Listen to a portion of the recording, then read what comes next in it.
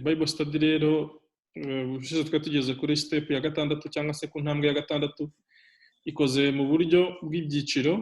Ni imfashanyigisho yitwa ubugingo bushya muri Kristo, nayisharinze ku ruhande rw'iburyo abantu babasha kuyibona mu Kinyarwanda ndetse no mu Cyongereza, New Life in Christ, ndetse na resume twari twakoze intambwe ya mbere n'iya kabiri. Ariko ku batayifite nshobora kuza kuyisharinga aha ngaha kuri screen, gusharinga kuri screen naho birashoboka, noneho twese tukayireberaho, hanyuma bitabaye ngombwa ko buri wese agenda ayifungura. Ndumva rero ariyo ngiye gufungura kugira ngo twese tuze kubasha kuyireba, bitabaye ngombwa ko biza kuba ikibazo cyangwa se buri wese umuntu atayifite ntabashe kugendana natwe ku byo turimo turasoma. Iyo umuntu ashaka gusharinga rero ikintu cyanditswe afite, wenda umuntu ufite nka Bibiliya iri soft, ajya kuri share screen, ariko bishobora gukorwa n'umuntu umwe gusa. Iyo undi agiye gusharinga bisaba ko wambere washaringaga avaho. Wenda ikindi twavuga ni uko hari umwanya wa commentaire hirya, umuntu ashobora gukora comments. Kandi rero mbasharinge iyo material dukoresha yitwa New Life in Christ. Ndatekereza ko buri wese arimo ayireba. Hari umuntu utayireba yatubwira, ariko aka ni agace k'Icyongereza, aka ngaka ni agace k'Ikinyarwanda.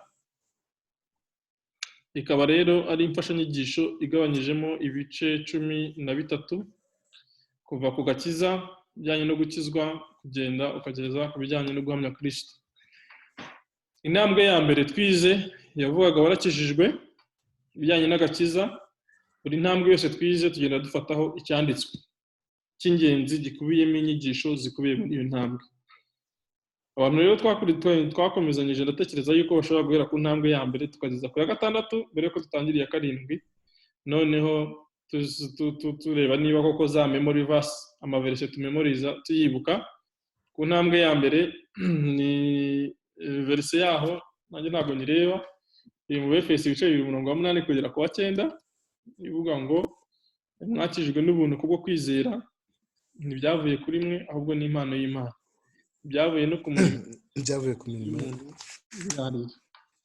Intambwe ya kabiri sinzi niba hari umuntu yibuka, ivuga ngo urarinzwe. Urarinzwe nayo ikaba ikubiye mu cyanditswe kiri muri wenda reka njye nkigira kugira ngo abantu nabo wese babyumve bayikibone. Kiri muri Yohana ibice 10 umurongo wa 24 kugera ku 28. Avuga ngo abantu intama zanjye zumva ijwi ryanjye, intama zanjye zumva ijwi ryanjye, nanjye ndazizi kandi zirankurikira. Nziha ubugingo buhoraho kandi ntizizarimbuka na hato iteka ryose, kandi ntawe uzazivunura mu kuboko kwanjye. Icyo nicyo gice gikubiyemo step ya kabiri, ivuga ngo urarinzwe. Step ya gatatu ivuga kunesha, waranesheje. Tuvuga cyane cyane ku banzi batatu b'umuntu, umubiri, isi na Satani. Kikaba gikubiye muri Yohana wa mbere igice cya mbere umurongo w'9, havuga ngo ariko nitwatura ibyaha byacu niyo yo kwizerwa kandi kiranukira kutubabarira ibyaha no kutwezaho gukiranirwa kose.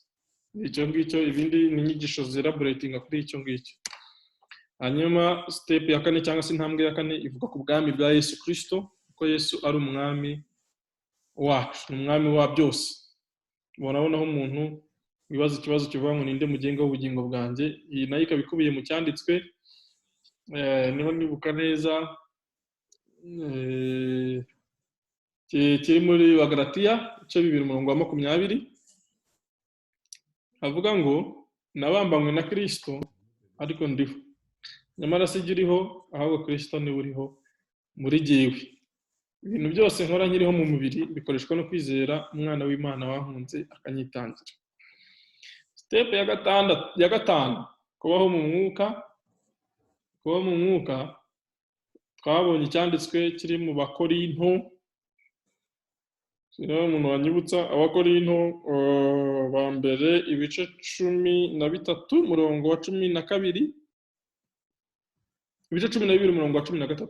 Abakorinto ba mbere ariko kubyibagirwa kandi twirangije ejo bundi ivuga ngo kuko mu mwuka umwe arimo twese twabatirijwe kuba umubiri umwe, naho twaba imbata cyangwa umudendezo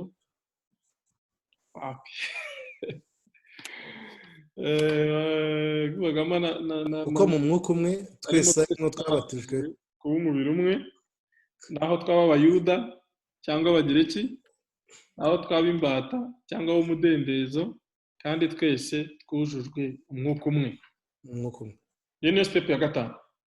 Step ya gatandatu ariyo iheruka ubushize, baraza kutubwira mu make ibyo bizemo, ariko nayo ikubiye mu cyanditswe kimwe kiri hehe?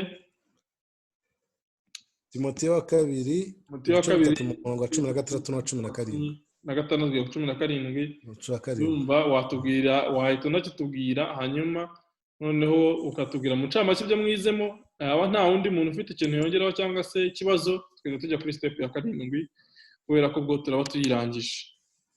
Ariko kubera ko iya gatandatu nifatanye n'iya 7, iya gatandatu ivuga ngo Imana ivugana nanjye, kuvugana n'Imana.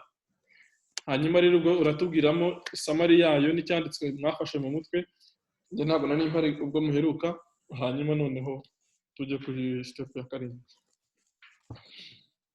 Okay. Step ya gatandatu yavugaga kuvugana n'Imana. Imana ivugana nanjye, ariko kuri step ya gatandatu twavugaga Imana ivugana nanjye dukoresheje ibyanditswe. Ahangaha twasomye Timoteyo wa kabiri ibice 3 umurongo wa 16, aho avuga ngo ibyanditswe byera byose byahumetswe n'Imana, bigira umumaro wo kutwigisha. Reka tuhasome, ni Timoteyo wa kabiri ibice 3 umurongo wa 16. Aravuga ngo ibyanditswe byera byose byahumetswe n'Imana, kandi bigira umumaro wo kwigisha umuntu no kumwemeza ibyaha bye no kumutunganya no kumuhanira gukiranuka, kugira ngo umuntu w'Imana abe ashyitse afite ibimukwiriye byose ngo akore imirimo myiza. Hano turimo kuri yavuga Imana ivugana nanjye. Hano twavugaga Imana ivugana nanjye mu ijambo ryayo. Twagombaga kubanza kuvugana ku bijyanye n'ijambo ry'Imana kugira ngo tubanze twemeranye ibijyanye n'ukuri kw'ijambo ry'Imana. Tubanza kureba ijambo ry'Imana cyangwa ibyanditswe byera ari iki. Niho rero twasomye hano mu bice 3 umurongo wa 16, ni nawo murongo wo gufata mu mutwe twari dufite, umurongo wa 16 n'umurongo wa 17. Hanyuma uwo murongo niwo twasomye tuvuga yuko ibyanditswe byera byose byahumetswe n'Imana, kandi bigira umumaro wo kwigisha umuntu, bigira umumaro wo kwigisha umuntu no kumutunganya no kumuhanira gukiranuka, kugira ngo umuntu w'Imana abeho ashyitse afite ibimukwiriye byose akora imirimo myiza. Hanyuma twibaza ikindi kibazo cya kabiri batubazaga, cyavugaga ngo aho ijambo ry'Imana ritandukaniye n'ibindi, aho ijambo ry'Imana ritandukaniye n'ibindi bitabo byose. Ariho twasomye mu Baheburayo ibice 4 umurongo wa 12, aho twabonye yuko mu Baheburayo ibice 4 umurongo wa 12 havuga ngo ko ijambo ry'Imana ari rizima kandi rifite imbaraga, rikagira ubugi buruta bw'inkota zose, rigahinguranya ndetse kugeza ubwo rigabanya ubugingo n'umwuka, rikagabanya ingingo n'umusokororo, kandi rikabangukira kugenzura ibyo umuntu yibwira akanagambirira. Ahangaha twari turi ku kibazo cyavugaga ijambo ry'Imana aho ritandukaniye, wibwira ukanagambirira. Avuga ngo rigabanya ingingo n'umusokororo, kandi rikabangukira kugenzura ibyo umutima wibwira ukanagambirira. Ahangaha twarimo tureba aho ijambo ry'Imana ritandukaniye n'ibindi byanditswe byose. Hanyuma twabonye aho bavuga ngo donc twasomye no muri Timoteyo wa mbere ibice 2 umurongo wa 2, aho babazaga ngo Bibiliya iragukangurira kurya ibiryo by'umwuka, Bibiliya igereranywa n'iki? Aho rero niho twasomye muri Petero wa mbere ibice 2 umurongo wa 2, aho Petero yavuga ngo mwifuze kurya ibiryo by'umwuka bidafunguye, aho twabonye ko ijambo ry'Imana ari ibiryo by'umwuka, mwifuze kunywa amata y'umwuka adafunguye ngo kugira ngo abageze ku gakiza. None bavuga ngo ni iki cyaba ku mukristo wirengagiza gusoma Bibiliya? Aho ngaho twasanze yuko adashobora kubona ibiryo by'umwuka bimukuza ngo bimugeze ku gakiza. Kandi twanabonye no muri Zaburi ya 119 umurongo wa 105, naho havuga ku byanditswe byera, bavuga ko ijambo ry'Imana ritabaza rimurikira ibirenge byacu kandi ari umucyo umurikira inzira zacu.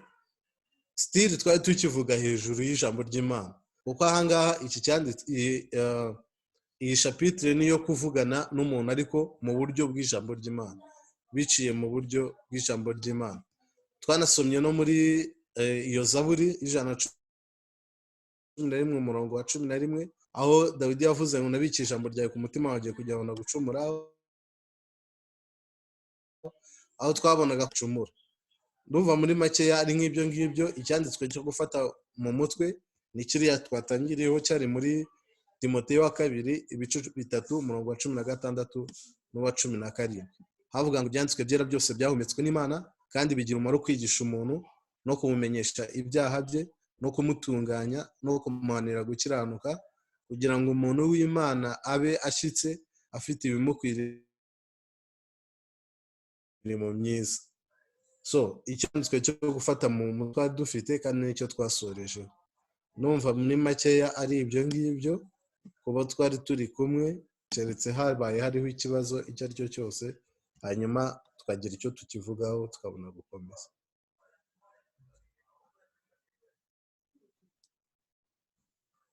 Perezida arakoze cyane kuduciramo mu ncamakeya step iheruka ya 6 ivuga ngo Imana ivugana nanjye, ibyanditswe kubiyemo icyanditswe kiri muri Timoteyo wa 2:3-16. Wese yaza kugisoma akagisubiramo akagifata no mu mutwe, kubera yuko buri cyanditswe gikubiyemo step yose tugomba kugifata mu mutwe. Kivuga ngo ibyanditswe byera byose byahumetswe n'Imana kandi bigira umumaro wo kwigisha umuntu. Ni uwa mbere, bigira umumaro wo kwigisha umuntu. Umumaro wa kabiri, kumwemeza ibyaha bye no kumutunganya no kumuhanira gukiranuka, kugira ngo umuntu w'Imana abe ashyitse afite byose bimukwiriye, akora imirimo myiza, abashe gukora imirimo myiza yose. Kugira ngo umuntu w'Imana abe ashyitse afite ibimukwiriye, akora imirimo myiza yose. Numva rero niba hari umuntu ufite ikintu yumva ashaka kuvuga kuri iki cyanditswe, cyangwa se ikibazo ashaka kubaza ku bijyanye n'uburyo Imana ivugana natwe binyuze mu byanditswe byera, ntakivuga, noneho tugakomeza muri ku yindi step ikurikiraho. Cyatse na stoppinga gusharinga niba hari nta wundi muntu bikeneye. Ushaka kugira icyo avuga yazamura akaganza cyangwa se akavanaho mute kuri mikrofone yiwe, nkabona ko akeneye kuvuga noneho akavuga.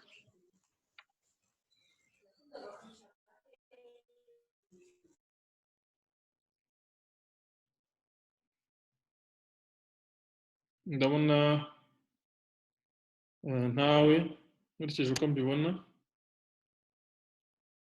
Wenda icyo hari umuntu ushaka kuvuga? Niba nawe ufite ikibazo ndibaza ko twakomeza. Njyewe icyo nashaka kuvugaho kuri iyi step ya 6, kuko iyo dusomye Abaheburayo igice cya mbere umurongo wa 1, atubwira ko kera Imana iyo yajyaga kuvugana n'umuntu yavuganaga nawe binyuze mu bahanuzi. Nahasoma kugira ngo wenda ntaza guparaphrasinga, numva igitekerezo cyanjye. Avuga ngo kera Imana yavuganiye na ba sogokuruza mu kanwa k'abahanuzi mu bihe byinshi no mu buryo bwinshi. Uno murongo wa 1. Umurongo wa 2 ukavuga ngo naho muri iyi minsi y'imperuka yavuganiye natwe mu kanwa k'umwana wayo uwo yashyiriyeho kuba umuragwa wa byose ari we yaremesheje. Rero icyo nagiye kuvugaho aha ngaha ni uko mu by'ukuri ibyo umwana wayo yavugiye muri aba ngaba yahumekeyemo bakandika, navuga yuko byasimbuye ubuhanuzi mu buryo ubuhanuzi bwa kera bwakorwaga, kuko kera iyo Imana yashaka kugira ngo abantu bagire icyo bamenya yanyuraga mu muhanuzi, noneho ibyo umuhanuzi yavuze bishyashya ari nabyo nyine tubona byagiye byandikwa mu byanditswe byera. Rero ikibazo gikunda kubamo uyu munsi ni uko hari igihe ubona umuntu ahanuye wenda agahanura ibintu by'inyongera kuri Bibiliya, cyangwa se agahanura ibinyuranye, cyangwa se ibigira uko bigosora Bibiliya. Igihe rero Satani yarantwariye connection kugira ngo ntakomeza kuvuga, ariko icyo narimo mvuga ni uko ibyanditswe byera bitubwira yuko byuzuye kandi byihagije, ndetse n'ubuhanuzi bushobora kuza ingenzi kuri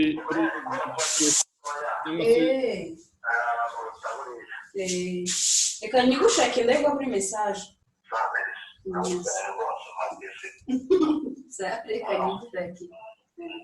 sinzi umuntu urimo kuvugiramo, ntabwo turimo turumva bisakuzamo. Okay, narimo kuvuga ko ikibazo gikunze kubaho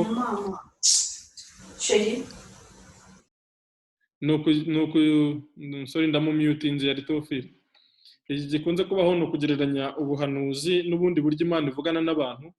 Harimo mwiyerekwa, arabirivuga ngo Imana ivugana n'abantu mu buryo butandukanye, ngo rimwe ndetse kabiri mw'ijoro abantu basinziriye, cyangwa mu buhanuzi, cyangwa mu bundi buryo butandukanye. Ariko Imana tubona ko yahisemo ibyanditswe byera kugira ngo ari byo ivuganiramo n'umuntu mu buryo bwuzuye, birandikwa ndetse bigera no ku iherezo, ku buryo uyu munsi nta wundi muntu ushobora kugira ikindi kintu yandika ngo acyongere kuri Bibiliya. Iyo bwayo irivugira ngo hagize ikindi kintu umuntu yongeraho cyangwa se akuraho, ngo azaba yiyongereye ku rubanza. Icyo rero nasozaga mvuga kuri iyi ntuze, kuri iyi nyigisho, ni uko dukwiriye kumva ibyanditswe byera nyine nk'aho niryo herezo, niryo dufite. Hari ahantu hatandukanye Bibiliya yagiye igereranya yaba ubuhanuzi, yaba ibitangaza n'ibindi bintu bigereranya n'ijambo ry'Imana. Tubona yuko Bibiliya yagiye ivuga ko ijambo ry'Imana nyine ari ryo riri hejuru cyane kurusha ibyo bintu byose. Zimwe mu ngero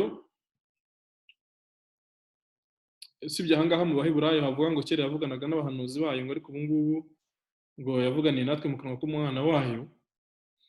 Nko muri Luka 16:29 aho bavugamo inkuru ya Nyamutunzi na Lazaro. Nyamutunzi amaze kugera ikuzimu yashakaga ko kugira ngo bavandimwe be bakizwe, yifuzaga yuko Imana yakora igitangaza Lazaro akazuka, noneho babona azutse asubiye iwabo bakabona kwizera. Abo Rama aramubwira ati bafite ibyanditswe, bafite Mose, bafite n'abahanuzi, mu yandi magambo n'ibyanditswe byera, ntibamwumvire. Ariko ibyo ngibyo biragoye ko umuntu yabyumva kubera ko birasanzwe, ni nk'aho ariko yakavuze. Ariko byibuze umuntu azutse noneho bakwizera. Icyo gihe Aburahamu yahise amukurira inzira ku murima, aramubwira ngo niba badashobora kumva ibyo Mose n'abahanuzi banditse, niyo haba igitangaza umuntu akazuka ntabwo ushobora kwizera. Icyo ni kimwe nari nakonsidarinze. Ikindi, Imana mu gutegeka kwa kabiri ibice 14 nibeshe neza, niba nibuka neza, yabwiye ko Imana niba Abayisiraheli namara kugeza mu gihugu cy'isezerano hakagira umuntu ukora ibitangaza bikaba, yarangiza akabigisha ibindi bintu bitandukanye n'iby'Imana yabo. Baravuze ngo Imana izaba ibyemereye kugira ngo ibagerageze. Bivuze ngo ibyo bitangaza koko bizaba bibaye banabireba, ariko igihe cyose bababwira uwo nyiri kubikora abigishije ibindi bitandukanye n'Imana yabo, ngo bazamufate bamwice. Bishatse kuvuga ngo Imana nabwo yarabwiye ngo nzemera ko babikora kugira ngo mbatestinge. Ahandi naho Pawulo yabwiye Abagalatiya igice cya 1:8 ati nihagira undi muntu uzubigisha ibitandukanye n'ibyo twabigishije, barimo bandekera. naho yaba marayika uvuye mu ijuru cyangwa umwe muri twe avumwe. So tubona rero ko ibyanditswe byera dufite uyu munsi bidashobora guhindurwa cyangwa se kongerwaho n'ibindi bintu bitandukanye abantu bashobora kuvuga yuko Imana ivuganiramo nabo. Ntabwo tuvuga ko abantu badashobora guhanura, ndumva twarabisomyeho hari impano z'umwuka wera Bibiliya zivuga, ariko zigomba kuba zitanyuranya n'ibyanditswe byera. Ko iyo binyuranya n'ibyanditswe byera cyangwa se bivuga iby'ibyanditswe byera bitavuze, icyo gihe umuntu agomba kubikweshoninga, kubera yuko Bibiliya dusaba ngo dusuzume imyuka yose. Niyo mpamvu rero ibyanditswe byera Imana yabishyize hejuru kugira ngo ari byo bitubera agakiza, niba ariko nabivuga uyu munsi. Muri umurongo ngiye gusoreza igitekerezo cyanjye 138 muri Zaburi umurongo wa 2 yaravuze ngo kuko washyirishije hejuru ijambo ryawe kurisohoza, ngo riruta iby'izina ryawe ryose ryatwiringije. Mu zindi versions niko bavuga ngo Imana yashyize hejuru ijambo ryayo irirutisha iby'amazina yayo yiringije abantu. None iyo tuvuze ngo Jehova Shalom, ngo ni Imana y'amahoro, ngo Jehova Jire, God the provider n'ibindi, ibyo ni ibintu n'ibyiringiro Imana yagiye iduhesha izina ryayo, amazina y'Imana yagiye atwiringiza. Ngo ariko ijambo ryayo yarishyirishije hejuru kurirutisha ibyo amazina yayo yatwiringije. So perezida numva ari cyo ngicyo nari mfite ngiye numvaga nshaka kongeraho kuri iyi study yo ko Imana ivuganira natwe mu byanditswe byera, ko mu by'ukuri ari bwo buryo bwizewe wakwizera ko Imana ivugana natwe budafite kivangira, ariko ko n'ubundi buryo bwose Imana ivugana n'abantu ari Imana ibutanga, tugomba kubwubaha kandi tukabwizera, ariko bugomba kuba busuzumwa kandi bugahamanya n'ibyanditswe byera. Niba rero nta muntu ufite ikindi gitekerezo ashaka kuvuga cyangwa ikibazo cyangwa ikindi kintu kuri iki cyanditswe twarimo tuvuga ku buryo Imana ivuganira natwe mu byanditswe byera, nk'uko mwari mwabivuze, twajya kuri step ya 6 ya 7.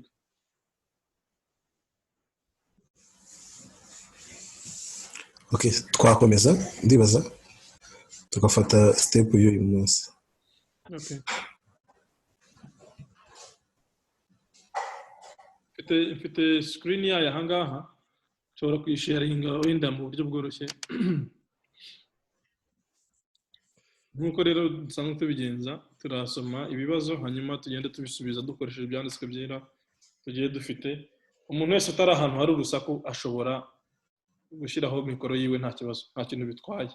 Kereka ufite urusaku muri background yiwe, ariko udafite urusaku muri background yiwe nta kintu bitwaye kuba yashyiraho ntuze, kubera yuko Bible study ni discussion. Ni discussion, ntabwo ari sermon. So ushobora gukanda hariya hasi handitse kuri mikoro ugakoraho unmute, hanyuma ugaparticipa hamwe natwe. Kuko ndero njyewe ufite njyewe ufite aka kantu ka imfashanyigisho hano ndayifite, ndimo ndasharinga kuri screen, reka tugendane nayo. Intambwe ya 7 ivuga kuvugana n'Imana. Nibuka ko intambwe ya 6 y'aka gatabo ivuga ku bijyanye n'uko Imana ivugana nanjye. Noneho intambwe ya 7 iravuga ngo kuvugana n'Imana. Urumva ko turacyari muri title imwe ijyanye no kuvugana n'Imana, ko dusoje ibijyanye n'uburyo Imana ivugana natwe binyuze mu byanditswe. Noneho tugiye kureba uburyo Imana ivugana natwe mu buryo no gusenga. Hari ibibazo rero bitatu tubanza gusubiza yego cyangwa oya mbere yuko twiga Bible study, kugira ngo nidusoza tuze kumenya ko hari icyo twungutse cyangwa se ibyo twize hari umumaro byatumariye cyangwa se twari tubizi cyangwa tutari tubizi. Ikibazo cya mbere kirabaza ngo kugira ngo usenge ni ngombwa ko bikorera mu rusengero kandi upfukamye.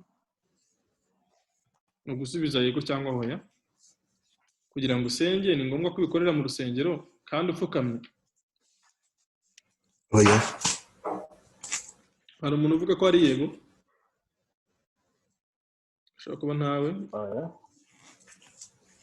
Okay, noneho ya 2 yavuga ngo nshobora gusenga mfite icyizere kuko Imana inyumva kandi yasezeranye gusubiza. Yego. Yego.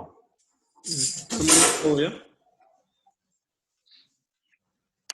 Okay, twese turasubiza yego, ubundi nawe tumara kwiga turaza kumenya niba ari byo. Birahagije gusenga mbere yo gufungura no mu gihe ngiye kuryama? oya Oya.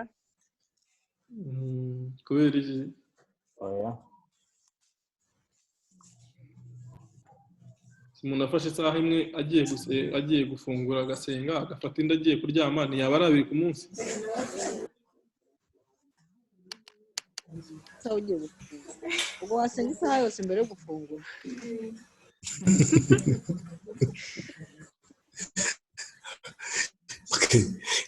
Yves njyewe ntekereza ko ndavuga oya kubera yuko ntabwo kuvugana n'Imana ari formule, nta nubwo ari amasaha yagenwe kugira ngo n'umuntu usanzwe w'inshuti yawe ntabwo wagena amasaha akavuga nzajya muvugisha saa moya na saa kumi cyangwa nzajya muvugisha saa mbiri na saa yine ngo bibe formule iri aho ngaho.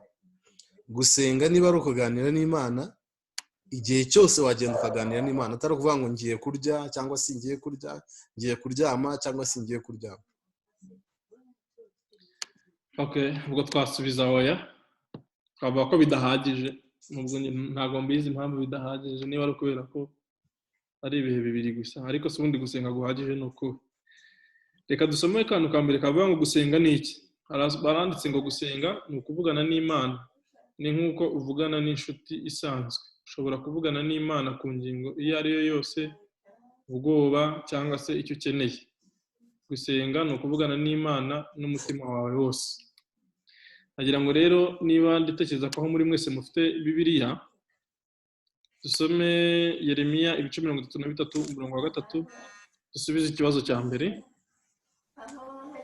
Yeremiya 33 umurongo wa 3. Reka mpasome. Aravuga ngo ntabaza ndagutabara, nkwereke ibikomeye biruhije utamenya. Nakongera ukasubiramo. Ntabaza ndagutabara, nkwereke ibikomeye biruhije utamenya. Ntabaza ndagutabara, nkwereke ibikomeye biruhije utamenya.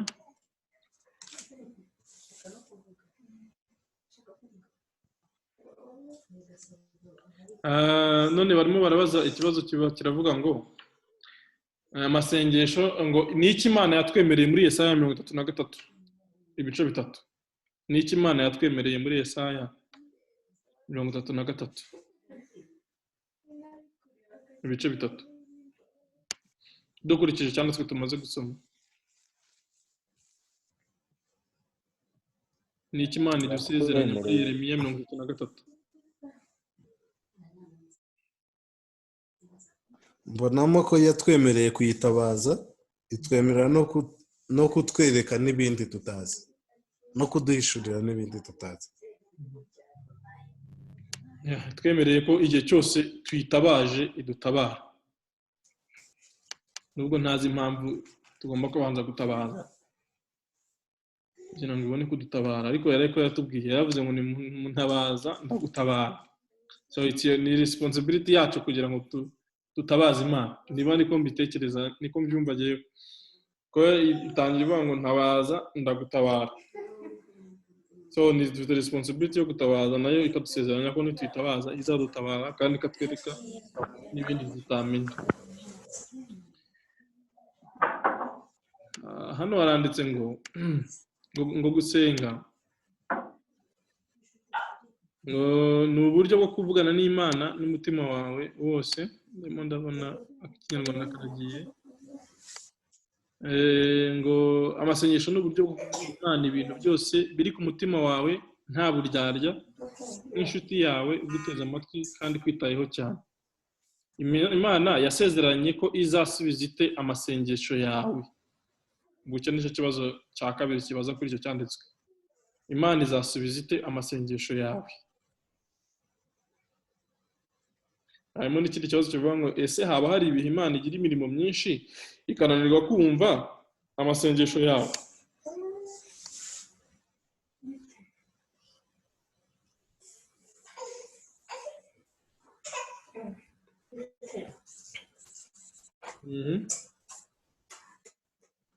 hari ibibazo birimo barabaza aha ngaha. Barimo baravuga ngo haba hari ibihe Imana igira imirimo myinshi ikananirwa kumva amasengesho yawe. Icya kabiri, Imana isubiza ite amasengesho yawe?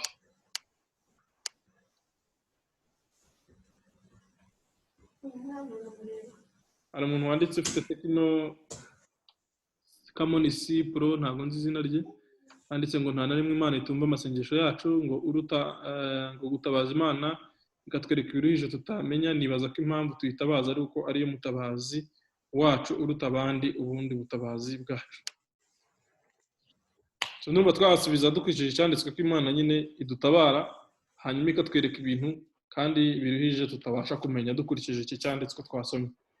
Naho kuba hagiye Imana yaba igiri mu mirimo myinshi ikananirwa kumva amasengesho, nubwo bitari muri iki cyanditswe, ariko tekereza ko nta na rimwe Imana yananirwa, kuko ntabwo yigeze iduha kalendari igihe tuzajya tuyihamagara itananiwe kugira ngo ibone kudusubiza. Yari umuntu ufite ikindi avuga kuri iyi ntuze ya kabiri, niba ntawe tugakomeza.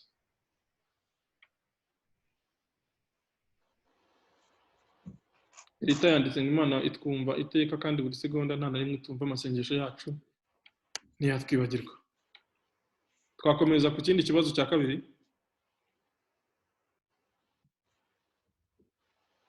Aravuga ngo amasengesho ni bumwe mu buryo bwo kwirinda.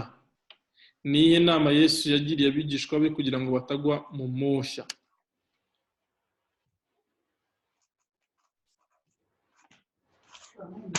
Amasengesho ni bumwe mu buryo bwo kwirinda, ngo niyihe nama Yesu? Matayo 26:41. Ahadusomera.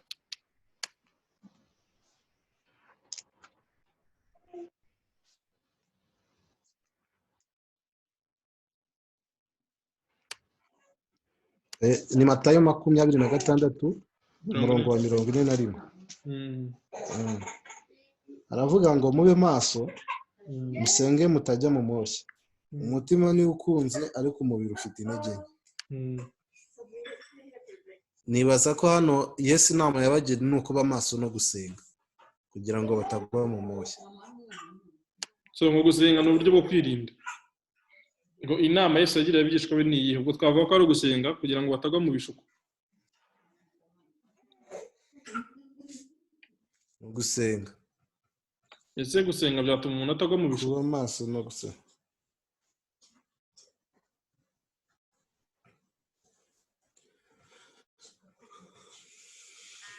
Gusenga kwatuma umuntu atagwa mu moshya? Okay.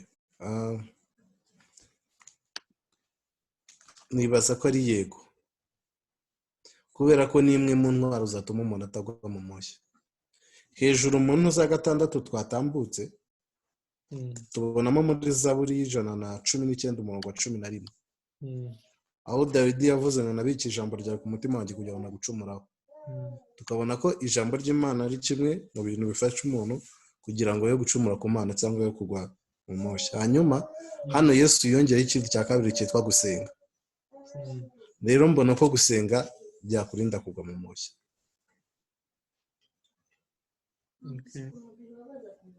Ngo twafata ko gusenga nabyo ari mu buryo bwo kwirinda kugira ngo abantu batagwa mu moshya dukurikije Matayo 26:41. Hari undi muntu ufite icyo avuga?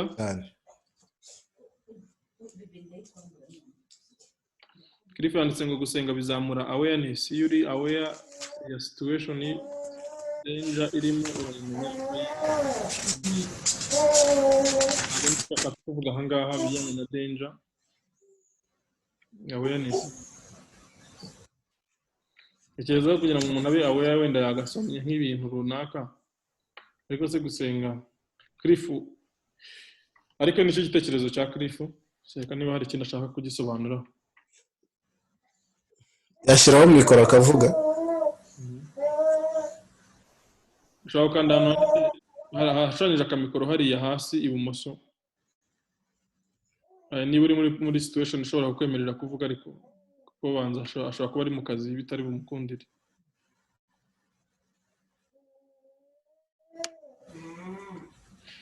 So niba nta wundi muntu ufite icyo avuga kuri iki ngiki, twajya ku kibazo cya gatatu. Dusome Matayo 6 ibice bitanu Matayo ibice bitandatu umurongo wa gatanu gatandatu umurongo wa gatanu n'umurongo wa karindwi. gatandatu umurongo wa gatanu aravuga ngo nimusenga ntimukamere nk'indyarya kuko bakunda gusenga bahagaze mu masinagogi no mu nzira ngo abantu babarebe. Ndababwira ukuri yuko bamaze kugororerwa ingororano zabo. Hanyuma umurongo wa karindwi uravuga ngo namwe nimusenga ntimukavuge amagambo muyasubiramo hato na hato nk'uko abapagani bagira bibwira ko kuvuga amagambo menshi ari byo bituma bumvirwa. Barimo barabaza ngo nuwuhe mutego twakwirinda kugwamo mu gihe dusenga.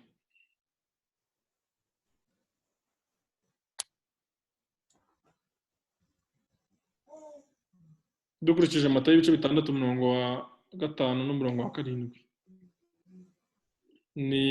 ni uwuhe mutego twakwirinda mu gihe turimo gusenga?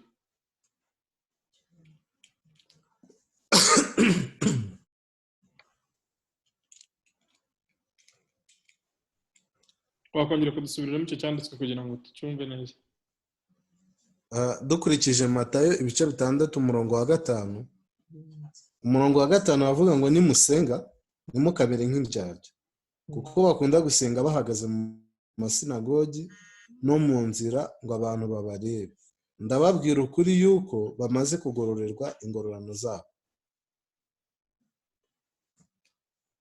Nibaza ko ahangaha Yesu yabwiraga abigishwa biwe ku bintu bijyanye no gusenga batagomba gusengera kugira ngo abantu babarebe cyangwa batagomba kubikorera kugira ngo abantu babarebe. Umutego yababuzaga kugwamo ni ukubikorera, atari ukubikora ku bw'isengesho ryo kuganira n'Imana, ahubwo kubikorera kugira ngo abantu bumve ko usenga cyangwa bamenye ko ubikora. Ubwo yaravuze ngo ntibakamere nk'indyarya zihagarara mu masinagogi no mu nzira. Aho ni ahantu haca abantu benshi cyane baba bashobora kugira gute kubabona. Babikorera kuri rubanda aho abantu babona, ariko atari batagamije gusenga by'ukuri, ahubwo bagamije kugira ngo abantu bababone. None se soma n'umurongo wa karindwi nabo bawuvuze, nabo bawudusabye ngo tuwusome. Umurongo wa karindwi, namwe nimusenga ntimukavuge amagambo muyasubiramo hato na hato nk'uko abapagani bagira, bibwira ko kuvuga amagambo menshi ari byo bituma bumvirwa. Umutego twagwamo dukurikije umurongo ni uwuhe?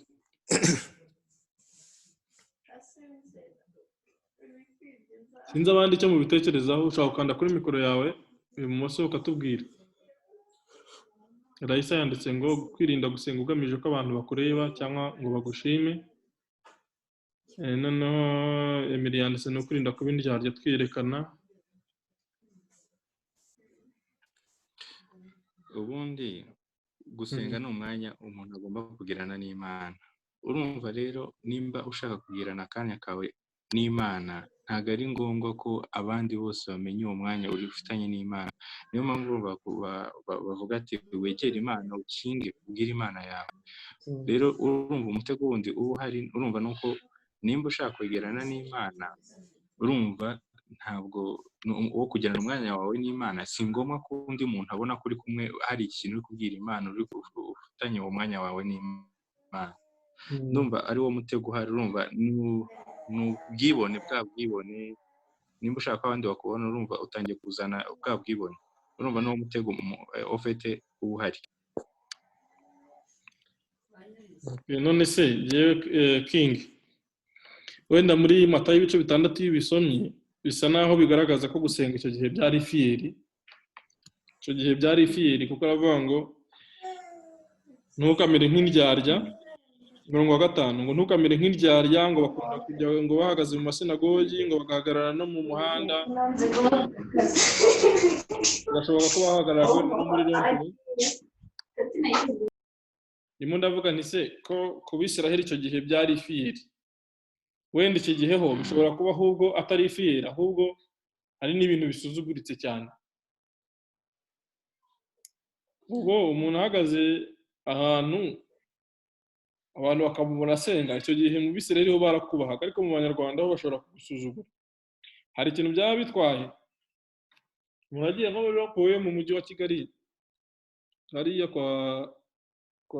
hariya mu mujyi muri Rompuwe, agapfukama akazamura amaboko agasenga, ntibyaba ari ibintu byiza? Bon, urebye ugereranyije, bon, reka turebe mu mateka y'itorero mu Rwanda. Kera abantu basenga, kera twatuzi ko ni abantu batize, ni abantu b'abaturage, ni abantu b'abakene, ariko ubu ngubu tugomba kwitonda, kuko ubu ngubu mu by'ukuri nimba mureba neza no mu matorero usanga hariho abantu kujya gusenga biba nk'ifiyeri.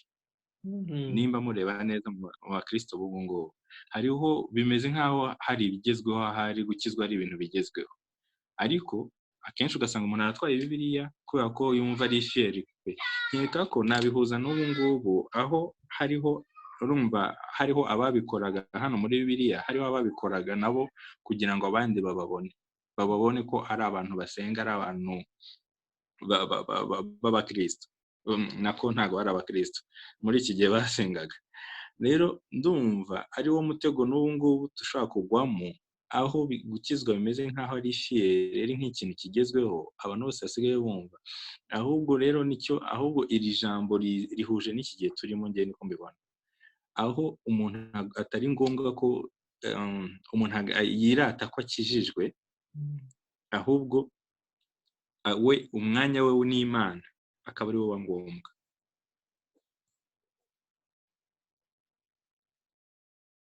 Hari undi ufite igitekerezo?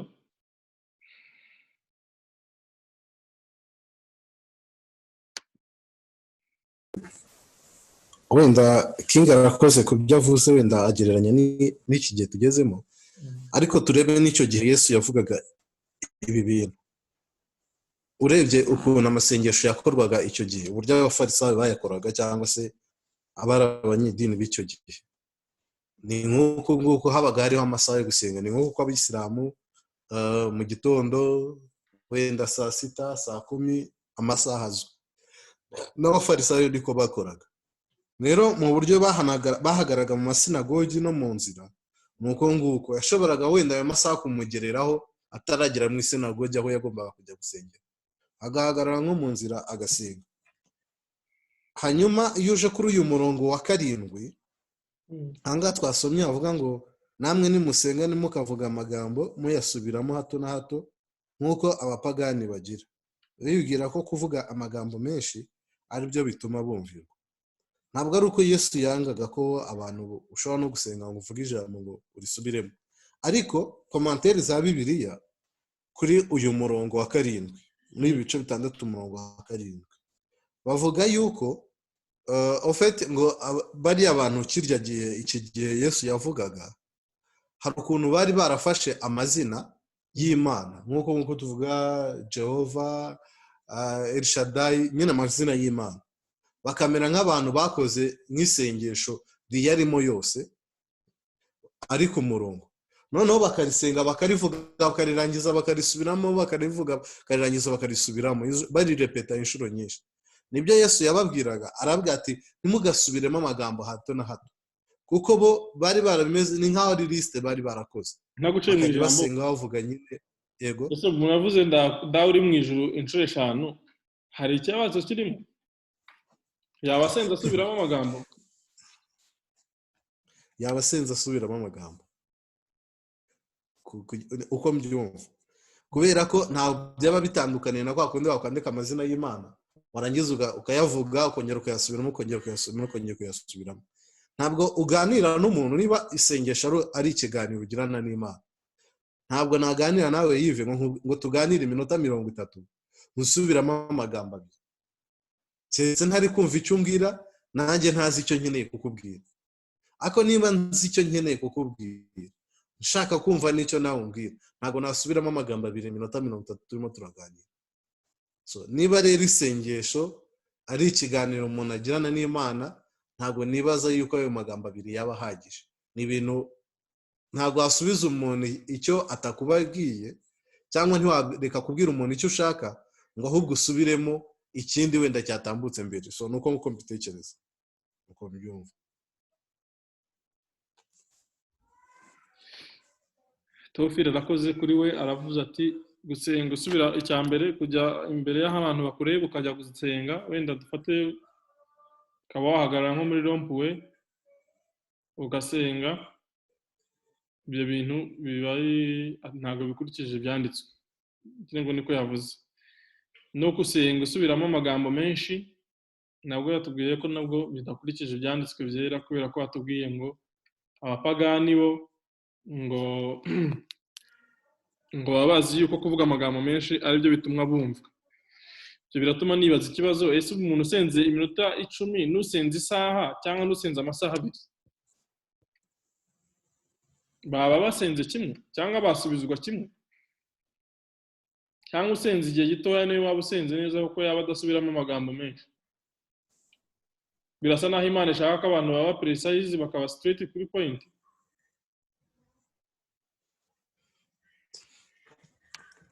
Okay, sinzi niba nasubiza aho ngaho.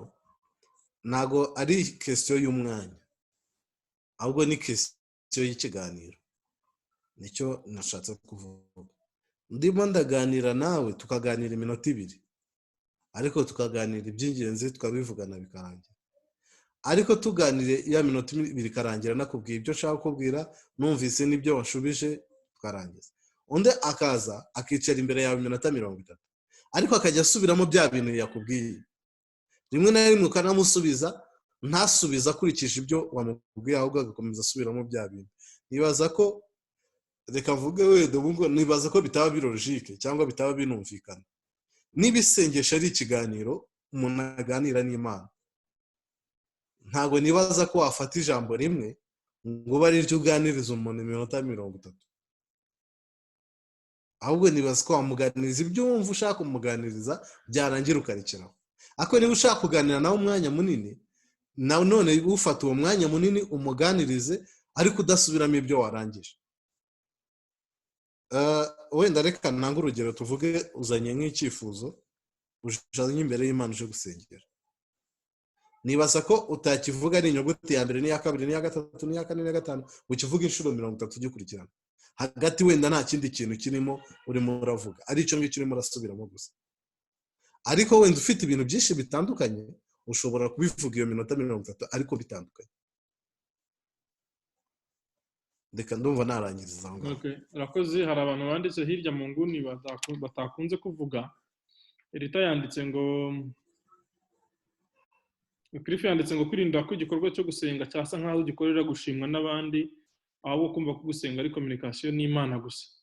Numva gusenga ni umwanya wihariye kandi wubahwa. Kwirinda kugwa mu mutego ni ukujya kure y'uburyarya no kwishushanya imbere y'Imana ugaca bugufi. Raisa yanditse ngo kubirebana no gusenga usubiramo amagambo nuko akenshi bari abafarisayo basenga by'umuhango by'idini, bigatuma bavuga amagambo batatekerejeho, ari ugupfa kuvuga gusa bita kuvuye ku mutima. Umwanya wose uko ungana usenga uciye bugufi utakambira Imana, numva icyo usaba Imana kandi udasubiramo amagambo iminota myinshi n'igihe gito, Imana irabisubiza, ariko biri strict ntabwo numvishije neza. Pamela yanditse ngo gusenga nta feri hagati y'umuntu n'Imana gusa, iyo hajemo third party tuba dutandukiriye icyo Yesu yatwigishije, nko gushaka gutangaza, kumenyesha copy pour information ko wasenze, kandi ibyo Yesu yarabigaye. Tumwigireho tumwumvire. Wenda ikibazo nibajije aha ngaha, ese iyo umuntu urimo gusenga ni ngombwa ko bigira ibanga?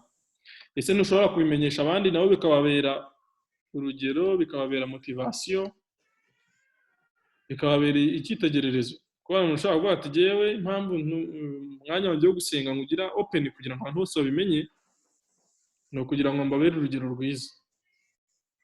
Ese ibyo bintu dusomye aha ngaha muri Matayo mu bihuza gute no kuba nanone ugomba kuba urugero rwiza ukerekera abantu? Niba usenga nyine ukabereka ko usenga kugira ngo nabo nyine bajye basenga. Ikindi, ese kuba abantu umuntu yategura amasengesho akabicommunicatinga, icyo ngicyo byaba ari ikibazo? Yves, reka ngire icyo nsubiza kuri aho twasomye. Matayo ibice 6:6 aravuga ngo weho nusenga ujye winjira mu nzu ubanze ukinga urugi uhere ko usenge so mwihereranye, nuko so ureba ibyiherereye azakugororera. Kuri ibyo bintu wavuze harimo ibintu bibiri. Hari ikintu mbona nk'amasengesho y'umuntu ku giti cye, ubwo nabyise ku giti cye, ni ya masengesho ukora uri wenyine. Ayo ngayo ni amasengesho ugiye gukora uganira n'Imana ku giti cyawe, udakeneye abandi mujyana n'icyo. Ariko hari n'amasengesho mugiye gukora en groupe, wenda ni groupe mwateguye amasengesho nk'uko niyo twategura amasengesho. Ari amasengesho yanjye ku giti cyanjye, ushobora kukubwira ko wenda ntuzambona afite gahunda yo kujya gusenga, birumvikana. Ariko aho ngaho naba mfite impamvu nyikubwiye ko nari dufitanye ntuntegeze n'iki. Ariko si ngombwa ngo menyeshe abantu bose n'abatinjira muri aferi z'umwanya wanjye n'ibindi yuko ntahari nagiye gusenga. Ntabwo nibaza ko ari ngombwa, kubera ko nk'uko Pamela yabivuze hariya ni aferi y'umuntu n'Imana. So impamvu yo kubanza ngo communicating abandi bantu si ngombwa, niko mbyibaza. Ariko yari gahunda yo wabigisha gusenga, ni impamvu yo gusenga. Ariko si ngombwa ngo bakomunike ko keretse ukeneye ko mujyana. Ushobora kuba ushaka yuko mujyana gusenga, aho ngaho wenda birumvikana. Ariko niba udakeneye ko hari ikintu mukorana kijyanye kuri ayo masengesho, ntabwo numva indi mpamvu yindi ijyanye n'intuza. Ariko urugero, ushobora ukorana n'abantu, tuvuge nk'ubu dushobora kuba tubana muri New, ukaba ugiye kumara ukwezi udahari mu masengesho, ukambwira ati uku kwezi ntuzambona kubera ko mfite gahunda yo kujya gusenga. Fine, kubera ko nari kuzagukenera, hari byinshi nari kuzakubaza, sinzakubona. Aho ngaho impamvu ni uko umbwiye ko ni nko kusobanura kutazaba uhari kubera impamvu. Ariko niba n'ubundi mu buzima bwanjye bundi nta mwanya wanjye ujya ukenera kuza kugira ngo umenyeshe ko ngiye gusenga kugira ngo mbone kugenda, bimaze iki? Ko n'ubundi n'ibindi byose njya gukora ntakumenyesha. So ntabwo rero naba numva inyungu irimo aho ngaho. Ariko yari ibya groupe, aho ngaho niho ahubwo navuga ko harimo urugero rwiza. Ugiye kubwira abantu bazaze musenge, ukeneye gusenga groupe, ukabimenyesha abantu bose mubana muri groupe, cyangwa ukeneye ko bazabajoininga ngo musengane, aho ngaho birumvikana, nanabishyigikira. Niho nanafata ko ari n'urugero rwiza. Ariko ibyawe personnel ku giti cyawe, nta intervention y'undi muntu ukeneye ngo uzagufashe muri ayo masengesho, numva nta mpamvu. Okay, nanjye ngize icyo mvuga kuri icyo kibazo Yves yarabajije. Njye numva uramutse ugiye kubivuga ugamije kugira ngo ubwire umuntu wenda kuri kumusengera cyangwa se iki, byaterwa n'umutima wabikoranye. Ariko numva twakwigira n'urugero kuri Yesu, uko yajyaga gusenga ntabwo yatangazaga buri gihe ko agiye gusenga. Ahubwo wenda niba hari ushaka kwigisha gusenga cyangwa se wenda ushaka kubera urugero, afazara ahubwo mutumire muri aya masengesho, wenda nakwemerera mujyane mufate ibihe byo gusengana nk'uko Yesu yabigenzaga. Numva aricyo cyaba cyiza kuruta uko watangariza abantu ngo ngiye gusenga.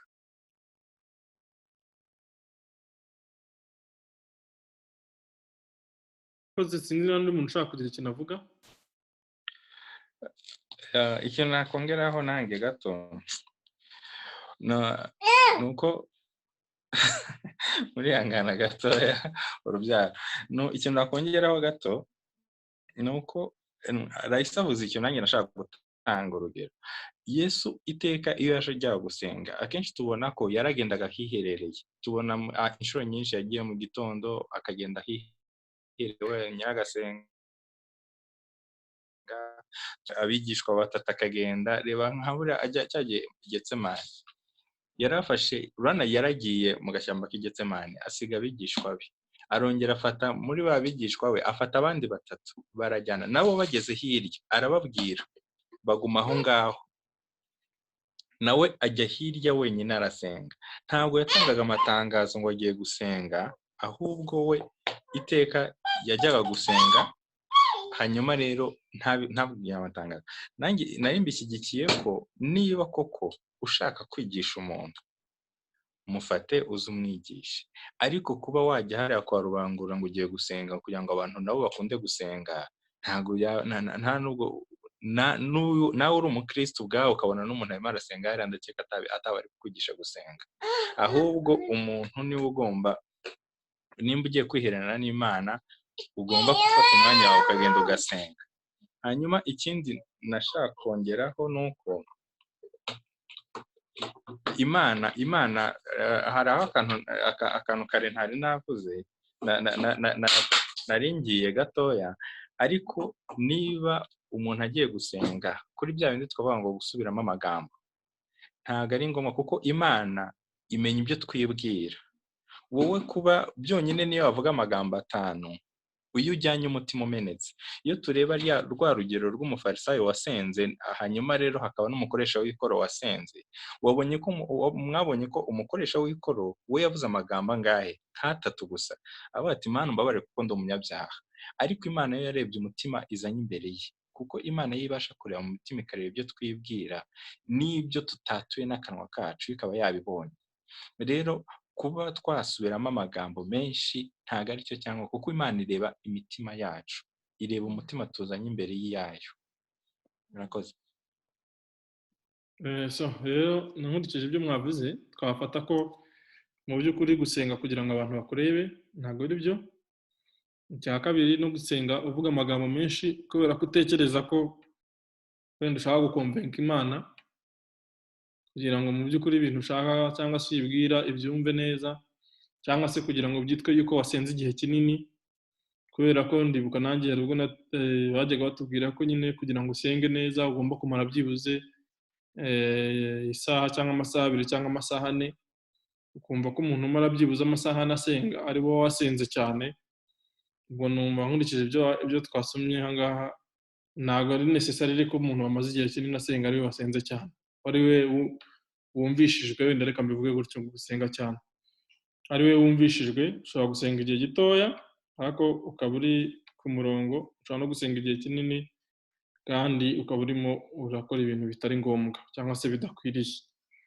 Ikibazo si igihe, si n'ahantu wabikoreye. Ikindi muvuzemo ubwo n'ikijyanye n'umutima, hari umuntu wabwiye mu minsi ishize ko yaciye hariya kuri peyaje, abona umuntu upfukamye yazamuye amaboko arimo arasenga ku manywa y'ihangu, apfukamye rwose hariya hafi y'umuhanda. Ese ibyo bintu birahagije kuba umuntu yagiye gusengera ku karubanda kugira ngo tumucire urubanza, cyangwa byaterwa n'umutima yabikoranye? Ashobora no kuba wenda yarahize umuhigo akavuga ati Mana nugira gutya na gutya nzaza hano Sonatibe muri rompuwe mfukamemo iminota 30 nzamura amaboko. Wenda ugasanga umuntu yagiye kuwuhigura, ugatekereza yuko wenda yagiye kwigaragaza. So iyo aspect y'umutima yabikoranye, ubwo ndumva twemeranya ko nyine ubwo ari byo, ari wo twareba cyane kurusha igikorwa yakoze. Sinzi niba twemeranya kuri icyo ngicyo.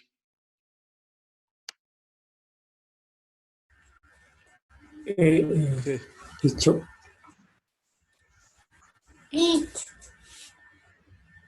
njye ndumva tutemeranya,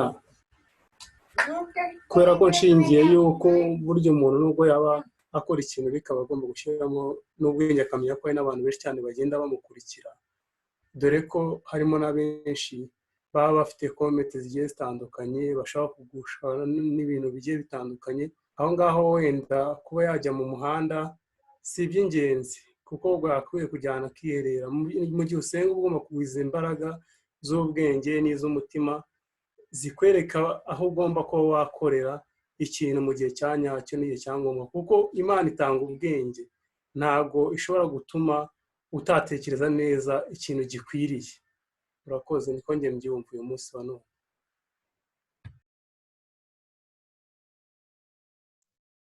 Yves, hari ibintu bibiri navugaho.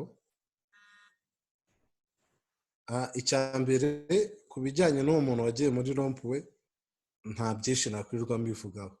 Ntabwo nkeneye kumenya impamvu yahamujyanye, kubera ko yahagiye ku mpamvu ze. Sindi umucamanza, nta n'icyo ngiye kubikoraho kindi. Ku bwongo ngiye numva namwihorera, ubwo afite ibyamujyanye, niba yarabihize cyangwa niba ariko abyumva, it's okay. Kubera ko n'undi singiye kumucira urubanza kumubwira ngo wabikoze nabi cyangwa wabikoze neza. Hanyuma ngarutse inyuma kuri topic turiho, ivuga ko ari ukuvugana n'Imana.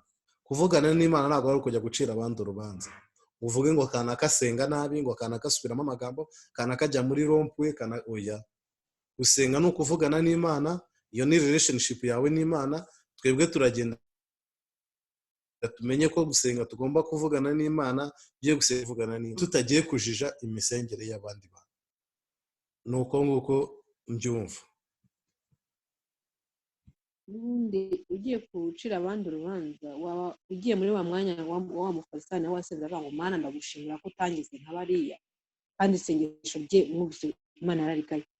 Uvuga ngo kujya mu mwanya wo gusenga utangira ujije abandi, wowe ahubwo irebe wowe n'umutima wawe usenga ibintu bikuvuye ku mutima. Numva icyo Yves yavuze cyane cyane ko ahanini ni ukureba umutima uri gukora icyo kintu. Ijambo uvuze umutima urivuganye, numva aricyo ahanini umuntu yaha agaciro kuruta gusubiramo amagambo menshi nk'aho ubwira Imana itumva, cyangwa se biba bigaragaza ko kwizera kwawe ari guke. Nuko mbyumva. Imana ibaho umugisha. Ndumva twakomeza rero. Hari akantu gato nete yanditse nagira ngo nsome, handitseho ngatanze urugero rwa Nehemiya. Aravuga ngo muribuka ko ubwo yasabaga umwami kujya gusura amatongo y'iwabo agezeyo, Bibiliya itwereka ko mbere yo gukora ikindi kintu cyose ngo yagisize abo bajyanye, aragenda ariherera, abanza kuririra Imana, ayimenyesha ikimuzanye, arayitabaza muri uwo mwiherero wenyine ku giti cye, abavana isezerano ry'ubutabazi. Imana imwereka uko bizamera, aragaruka asanganira bagenzi be, baragenda batangira kubaka. Ikibazo cyo gusenga byinshi ahubwo kurasa ku ntego bijyanye n'ibiri mu mutima. Ubwo ni ukuba precise and concise nk'uko abarimu bajya batubwira mu bizamini. Reka tujye ku kibazo gikurikiyeho. Ndumva bari bavuze ngo ni ubuhe busobanuro bwawe kuri iyi nteruro gusubira mu magambo adafite icyo avuze nk'abapagani. Twabivuzeho bihagije, harimo ndeba mu cyongereza uko baragasemuye mu kinyarwanda.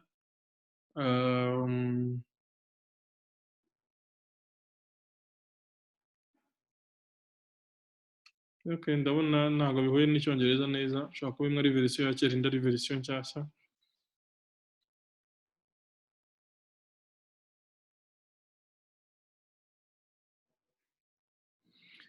So ndumva rero twajya ku kindi kibazo, kiravuga ngo tugomba gusenga gute. Tugomba gusenga gute? Baravuga ngo Zaburi ziduha impamvu nyinshi zituma duhimbaza Imana. Urugero, Zaburi 106:1 hagira ho dusomera, ni iyihe mpamvu iguha yo guhimbaza Imana? Ni iyihe mpamvu yo guhimbaza Imana dufite? Ubwo ni uburyo bwo gusenga duhimbaza Imana.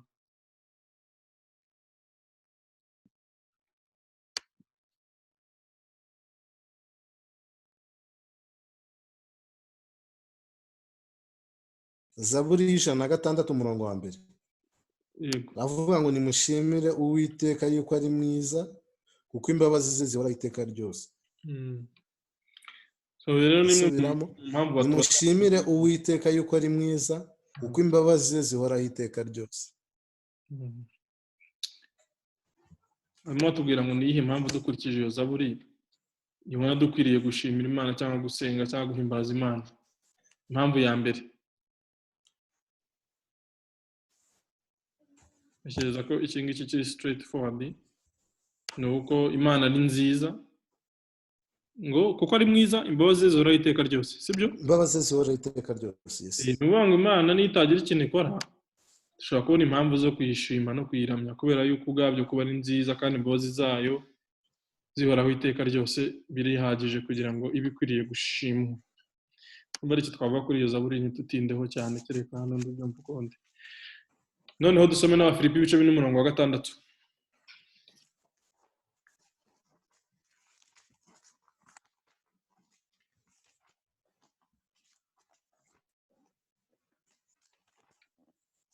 Abafilipi 4:6.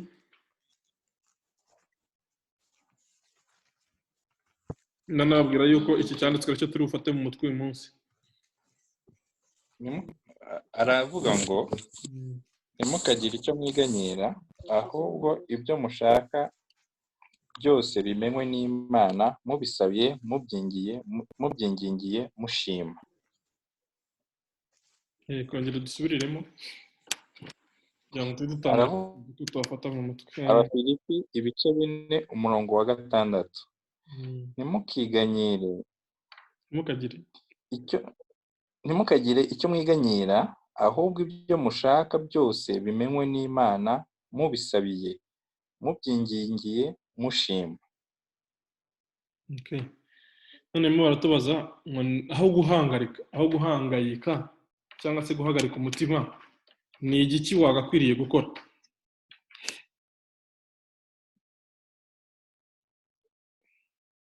Aho guhagarika umutima nicyo wagakwiriye gukora dukurikije iki cyanditswe kiri mu Efeso ibice 4:6.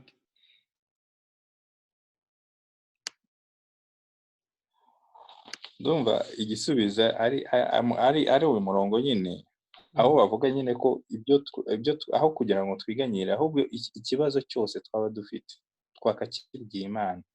Ariko nanone baba ngo ntabwo ari kubibwira gusa, kuba ngo mwinginge, kandi hano harazamo nanone nimba bavuga ngo dushima, ni ukuvuga ngo ushima already, ni ukuvuga ngo uba wizeye ko ibyo usabye Imana yakumvishe kandi ibiguhaye. Ndumva hano harimo kwizera kutagaragara kutanditsemo hano, ariko nimba harimo gushima no ushima already, ni kwa kundi aribye mwizere kwinginga ni iki? Kwinginga ni gute? Ni uguhendahenda?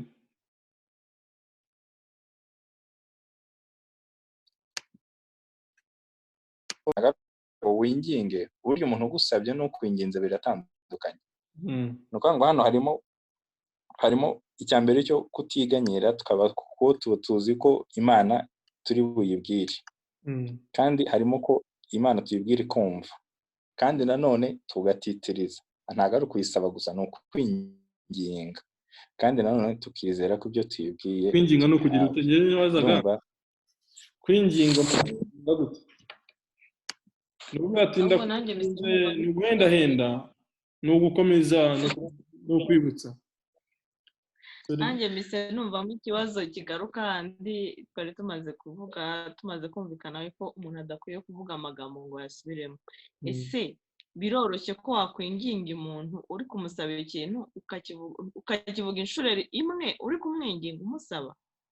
Ese ko kwaba ari ukwinginga? Nyine ko ari ukwinginga ubivuze inshuro imwe gusa ukamubwira ikintu ngo waba umwinginze. Ndaje gato nshaka akarongo kasubiza neza icyo kibazo. Narimo ngerageza gusoma mu yindi Bibiliya ijambo ry'Imana ngo ndebe icyo iyo jambo rishaka kuvuga. Kamere muri Katsome Bibiliya ntagatifu 6 ni translation. Ntimugire ikibahagarika umutima, ahubwo nimumenyeshe Imana icyo mukeneye cyose muyisenga, muyinginga, munayishimira. Naho no kwinginga. Bibiliya ijambo ry'Imana nayo ndavuga ngo ntimukagire ikibahagarika umutima, ahubwo igihe cyose mumenyesha Imana ibyo mukeneye, muyisaba, muyinginga kandi muyishimira, bityo amahoro asumba kure ubwenge bw'umuntu arindira imitima yanyu n'ibitekerezo byanyu muri Kristo Yesu. So mugani wa Raisa, umuntu yasaba Imana ayinginga, ayihendahenda gute adasubiyemo amagambo?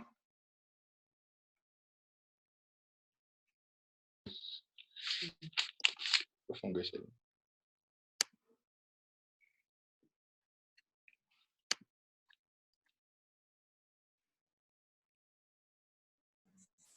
Ndende nta muntu ufite igisubizo kuri iki ngiki. Okay, ndashaka kugira ikintu nkivugaho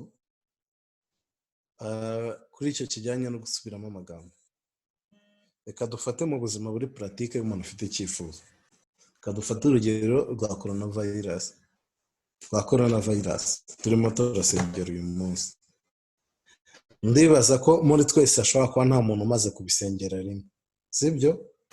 Ndibaza ko tumaze kubisengera kenshi, ariko ntago mu isengesho tuvuge niba ukoze isengesho mu gitondo ukabisengera, ntago bisobanuye ko uri buhere mu gitondo ugenda ubisubiramo ugeze saa sita, ariko ushobora gusengera ibyo bintu mu gitondo mu isengesho rya saa sita kuko bya bintu bitarakemuka ukongera nanone ukabisengera, mu isengesho rya nijoro kuko bya bintu bitarakemuka ukongera nanone ukabisengera muri rya sengesho rya nijoro. Ariko icyo twavuze hariya gusubiramo amagambo ni uko ufata isengesho ry'aka kanya ukarivuga ukarisubiramo ukongera ukarisubiramo inshuro nka 20, urimo urasubiramo ibintu bimwe mu mwanya umwe. Niho nibaza yuko aho ngaho twavuze byo gusubiramo amagambo. Ariko ni ukuvuga ngo niba usengeye icyifuzo runa yego, ikibazo ni inshuro zitabaye 20 ntabwo byaba ari gusubiramo. Oya, ni urugero nguhaye.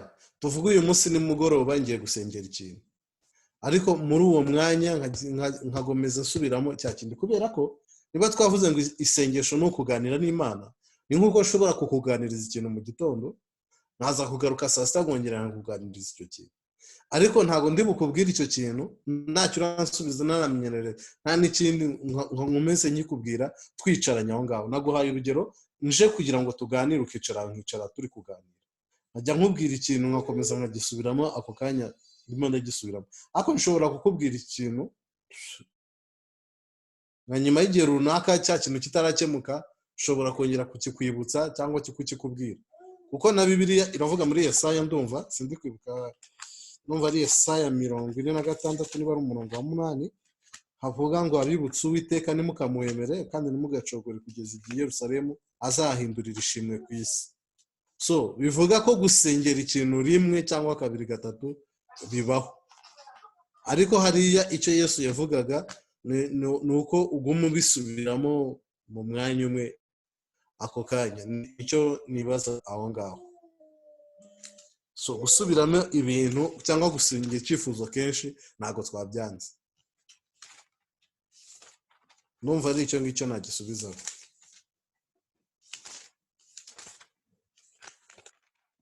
Umuntu ufite icyo yatubwira kuri iki?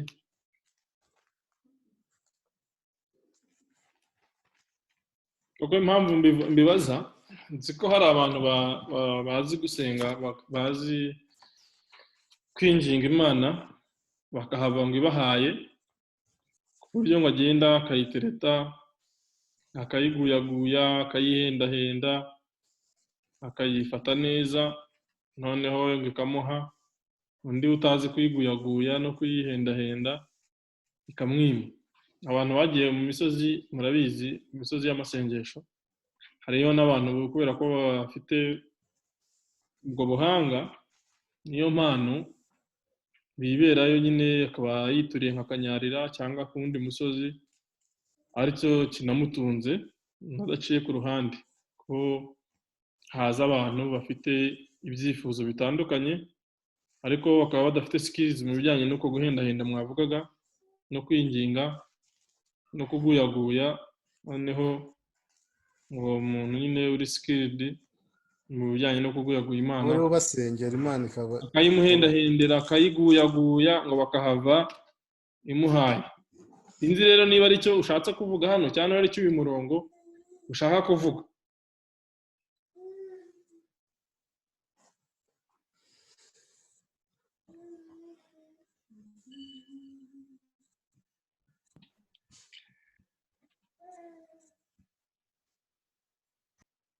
Ngewe umurongo nashaka kugira ntabwo nkubonye neza.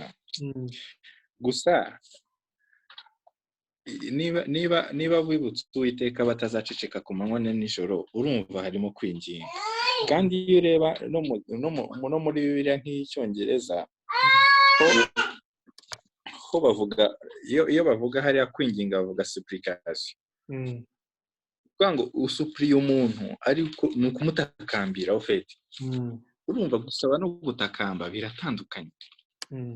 Rero ndakeka ikibazo si amagambo umuntu akoresha, ahubwo ni uburyo. Niko numva. Ni umutima ajyana imbere y'Imana, utakamba uciye bugufi, ariko ntabwo Imana igusubiza kubera yuko watakambye ukaba wayiguyaguye. Of course simbizi, ndimo ndibaza niba aricyo ushatse kuvuga. oya ijambo ry'Imana riravuga ngo mwinginge kuko byonyine reka mbibutse gato mwibuke ya story Yesu yigeze kuvuga y'umuntuza y'umupfakazi wahoraga agenda ku muyobozi sinibuka neza ahora amubwira ageraho umuntu uzabatse umupfakazi reka mukemurire ikibazo cye areke gukomeza kunzaho. Yesu aravuga ati none se niba umwebwe uno muntu utazi Imana yaravuze uti uyu muntu reka mukemurire ikibazo kuko areke gukomeza ansiragiraho njye nsananirwa kubabwira rero ariko icyo hano bitubwira ni iki nuko Imana yo ntabwo ari ngombwa ko usiragira imbere yayo ariko ireba umutima ni wo wa ngombwa.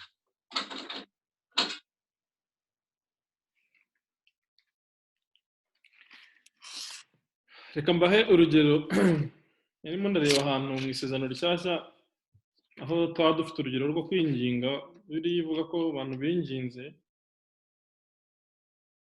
kuri Abakorinto ba kabiri ibice 12 ku murongo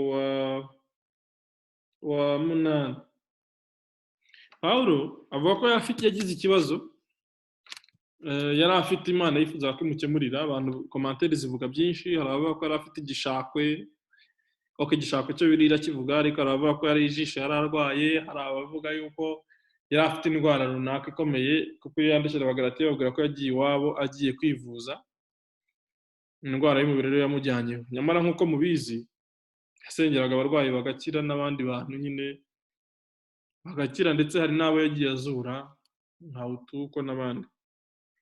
Hanyuma rero ngo Imana hari ikintu yamuhaye kubera ko yari afite ihishurirwa ngo rikomeye cyane kubera ibyo yeretswe. Murabisoma mu bice 12 umurongo wa 7 kamasomeye ngo ne gutererwa kwishyira hejuru kurenza ibikwiriye nuko nahishuriye ibikomeye cyane, nicyo cyatumye mpabwa igishakwe cyo mu mubiri aricyo intumwa ya Satani yo kumubita ibipfunsi ngo ne kwishyira hejuru kurenza ibinkwiriye. So hari ikibazo yari afite mu mubiri we ngo Imana yararakimuhaye kugira ngo kimubalansinge atishyira hejuru kurenza ibimukwiriye.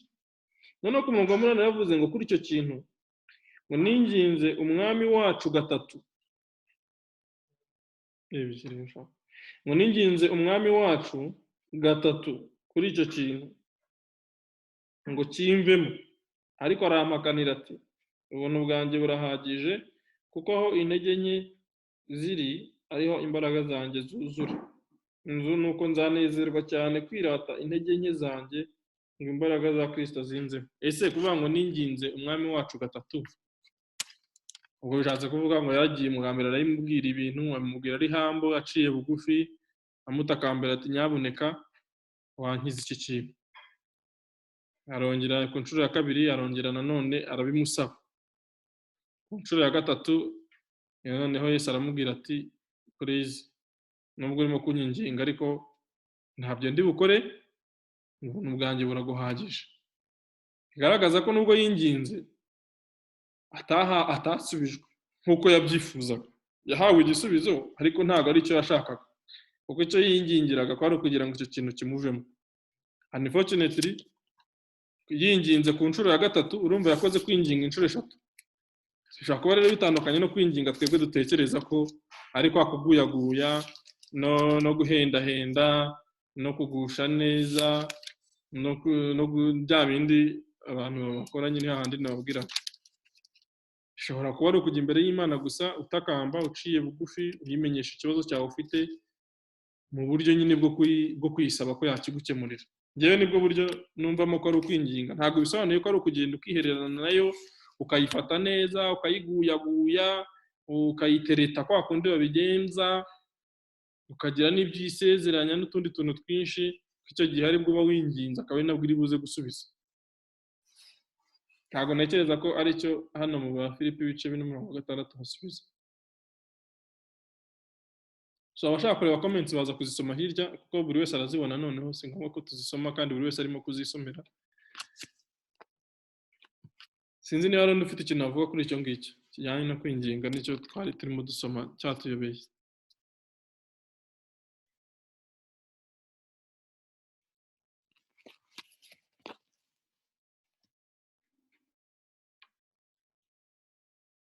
twakomeza.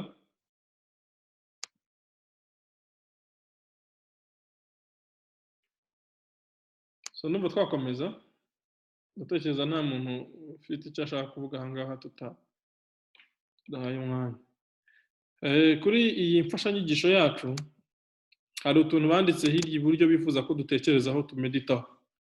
Handitse ngo tekereza kuri ibi, ese twagombye kwegera dute Imana, twagombye kwegera Imana twifashe dute dukurikije Abaheburayo ibice 4:16.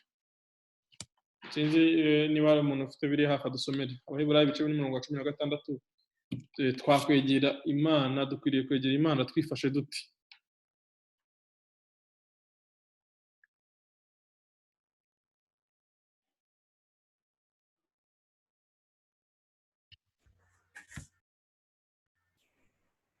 dusome abantu kuko ijambo ry'Imana ari rizima rifite imbaraga Ibice 4:16 kandi rikagira ubugi buruta 16. aravuga ngo nuko rero twegere intebe y'ubuntu tudatinya kugira ngo tubabarirwe tubone ubuntu bwo kudutabara mu gihe gikwiriye. Amen. Amen. Twegere ubuntu, twegere intebe y'ubuntu. Nuko rero twegere intebe y'ubuntu tudatinya kugira ngo tubabarirwe tubone ubuntu bwo kudutabara mu gihe gikwiriye. Amen. Ni iyihe myifatire ngo dukwiriye kugira igihe twegera Imana?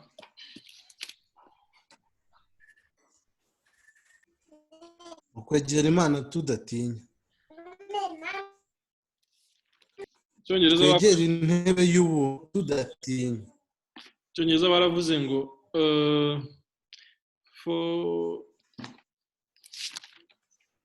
ngiye gusoma nuze version yaho, ariko ntekereza ko bavuga ngo twegere intebe y'ubuntu dushize amanga. Avuga ngo let us therefore come boldly to the throne of grace that we may obtain mercy, kugira ngo tubone impuhwe, mercy, aranditse ngo tubabarirwe, and find grace to help in time of need, n'ubuntu byo kudufasha mu gihe dukeneye. So no kwegera Imana tudafite ubwoba, nubwo twaba tugiye kuyikuyakuya, nubwo twaba tugiye kuyitereta, ariko no kwegera Imana tudatinya. Ndahise arashaka kuvuga ko umuntu azamuye ikiganza. Okay, yakimanuye. Twegere intebe y'umuntu tudatinya. So dukwiriye kwegera Imana tudafite ubwoba, nicyo mbona iki cyanditswe kirimo kitubwira aha ngaha. None Imana tubaza ngo ni ukubera iki dukeneye iyo myifatire yo kuba tudatinya imbere y'Imana?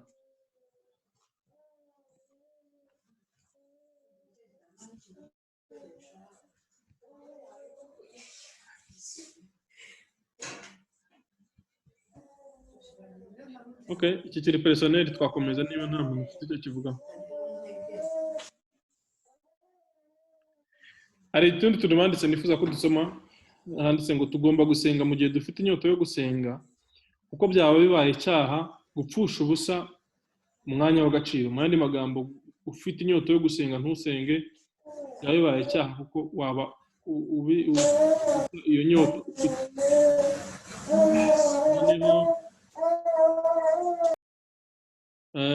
Tugomba gusenga mu gihe tudafite inyota yo gusenga, kuko byatubera akaga kuguma muri iyo mibereho mibi yo kutagira inyota yo gusenga. Umuntu wabyanditse ni witwa Charles Spurgeon, abantu benshi baramuzi, yanditse ibitabo byinshi. So ndumva rero page ya mbere turayirangije, twarimo tureba ibijyanye no gusenga. Noneho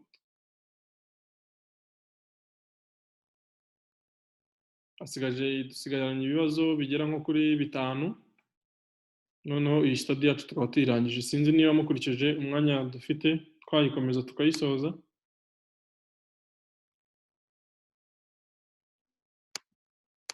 Murabyumva gute?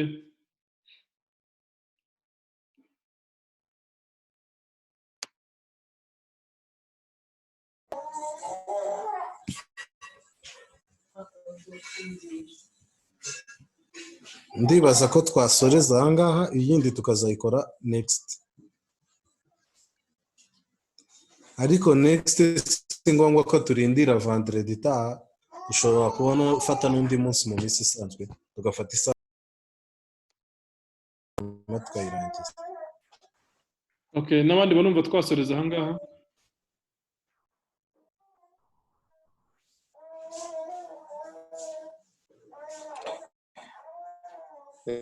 nange ndumva nta kibazo, ariko nk'uko Theo yari atanze igitekerezo, nange ndumva tutarindira kuwa gatanu. Haramutse hari undi munsi waboneka mbere yo kuwa gatanu bitagize abo bibangamira nabwo, kuko ngira ngo murabona abantu bari connecte, habonetse n'ubundi abantu hafi 10 bari baba connecte, dushaka kuyikora nta kibazo. Wenda tukareba n'ubundi buryo wenda twazayisharinga, kuko hari umuntu ushaka kuba atafite akanya ariko ashaka kuza kubona nk'umwanya mu saa 4 za mu gitondo akaba yazayumva wenda iyo record. Ndumva ikijyanye n'igihe twazongera gukomereza, reka twemeranye ko dusoza iyi gahunda, noneho tuganire no ku kindi gihe twakongera kubonera umwanya, kuko cyane ko abantu benshi ubu bari mu nzu zabo, dushobora kwidisiponibiriza tutarindiriye vendredi, kuko nta deparasoma yindi birimo bidusaba, noneho tukaba byaba inshuro nyinshi. Noneho hari abatanze ibitekerezo. Florian yanditse ngo numva nanjye twafata rendi umunsi kuko turi mu rugo. Cliff yavuze ngo yego twasubikira aha, ariko noneho bikaba inshuro nyinshi mu cyumweru. Tekino Kamuni Expro nanjye numva twajya dutangira 18h. Perezida yavuze ntabwo twamuvuguruza, numva twafata rendi. Okay, connection. Okay, so rero kambanze mbashimire kuri iki ngiki, mbere na mbere dusoze gahunda ya Bible study kugira ngo tubone uko tuganira ibindi, dusenge tunasoza. Imana ibaho umugisha. Ni abantu 12 biyanditse, bambe bari kuri ntuze, hari abagiye bagenda abandi bakazamo. Imana ibaho umugisha cyane ku byo twize uyu munsi. Ndizera ko Mwuka Wera tuyobora kugira ngo tubashe kubyungukiramo, tubishyire no mu bikorwa neza. Impamvu rero nagira ngo tubanze dusoze iyi gahunda ya Bible study, ni uko gahunda ya Bible study yo iba recorded, ikaza gushyirwa kuri YouTube channel ya New Generation Rwanda Kigali. Hagerayo ama Bible study twagiye dukora atandukanye, n'ingiyi iraza kujyaho, ariko ntabwo dushyiraho amateraniro yose, dushyiraho part ya Bible study kugira ngo umuntu waba yaje kumisinga afite umwanya aze kudownloadinga, aze kujya kuri YouTube se abyumve abikurikire ibyo twaganiriye aha ngaha. Na mbere y'uko amateraniro y'ubutaha azaza, bizadufashe kugira ngo twe gusubira ku byo twavuze ubushize, ahubwo umuntu utari uhari abashe gukurikira amateraniro aheruka kugira ngo dutangire turi kuri same page. Ubwo rero record y'aha ngaha nyine n'aha ngaha irangiriye, noneho turaza gukomeza turebe noneho undi munsi twazakomeza Bible study.